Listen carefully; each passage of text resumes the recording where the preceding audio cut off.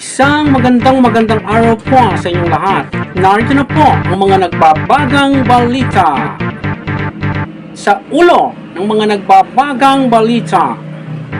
Laki Ang laki ng dagang dumano. Dalawang kalbo ang nagsabunutan. Opo, kapatid ni Opa. Dalawang kalbo ang nagsabunutan sa Kamuning. Kung bakit sa Kamuning, hindi ko po alam. Nagbabasa lang po ako ng script. Oo nga, no? Bakit sa Kamuning pa? Pwede naman sa Lamau lang.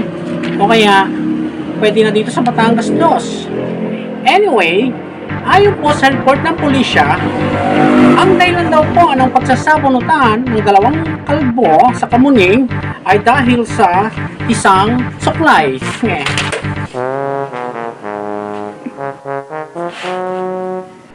Dumako naman po tayo sa balikat ng mga balita. Isang ulo ang natagpuan, puro ulo sa gitna ng kalsada. Ayon sa kwento ng mga nakakita, ito daw po ay nakita bandang alas 5 ng umaga. Subalit tanghali na, hindi ka pa nagsasaing. Ay hindi, mali po. Subalit tanghali na, nang hindi pa rin malapitan ang nasabing ulo. Ayon po sa mga nakakita, kaya daw hindi malapitan ang ulo dahil po ito daw po ay nandudura.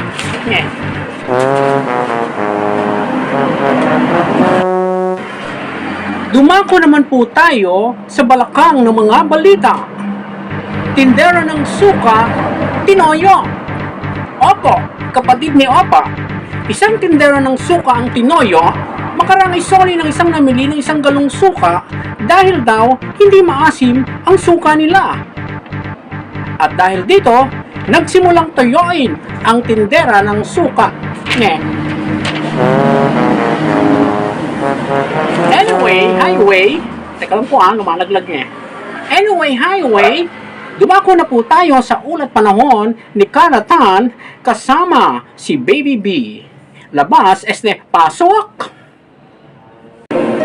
Saan mo na naman nakuha yung lagay na yan, Baby Buaya?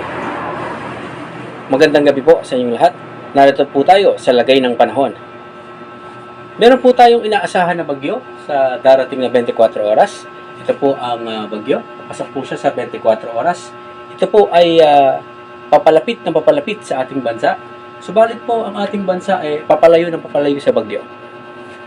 Ang araw po ay sisikat bukas at ito po ay lulubog sa hapon. Kung nais niyo po ng ganitong mga kasuotan na kasuotan ko ngayon, ito po ay barong, ito po ay manipis sa katawan at malamig. At kagandahan po nito merong biyak sa likod. Opo, biyak po yan sa likod at napaka-presko po. Kung nais niyo po ng mga ganitong barong, bumili kayo. Back to you, Delicious Didi. Saan mo na naman nakuha yan?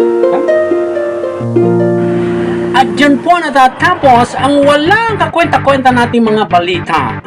Muli po, ako po si Didi, short for Delicious Delilah. Hanggang sa susunod na pagbabalita. Bye-bye!